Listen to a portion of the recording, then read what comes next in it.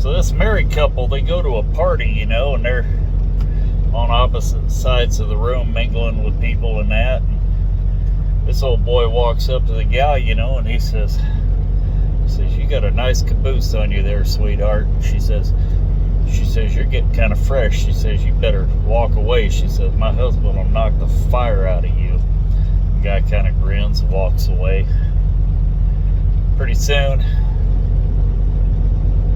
he walks back over to her, you know, and he says, you look like your chest is doing pretty good for your age too. He says, I wouldn't mind playing with them hooters for a little bit.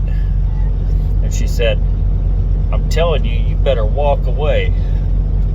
She says, I'm gonna tell my husband he's gonna knock the mud out of you. Anyway, he kind of grins and walks away. Pretty soon he comes back over there and he says, you know what? He said, I'd like to tip you upside down, fill your pussy full of ice cream, and just slurp all that out. She said, that's it.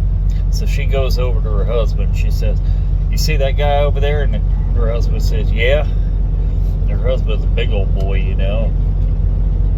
She said, well, first he came over and told me I had a nice caboose. And he rolls up his sleeve. He goes, oh, yeah?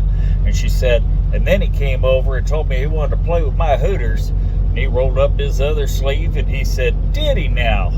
And she said, and then he told me he wanted to tip me upside down and fill my pussy full of ice cream and eat all that ice cream out of there. And he said, really? And he starts rolling down his sleeves again. He says, he's just funning with you, hon. And she said, aren't you going to do anything about it? He said, honey, I ain't messing with a man that can eat that much ice cream. Have a great day, everybody. Be safe.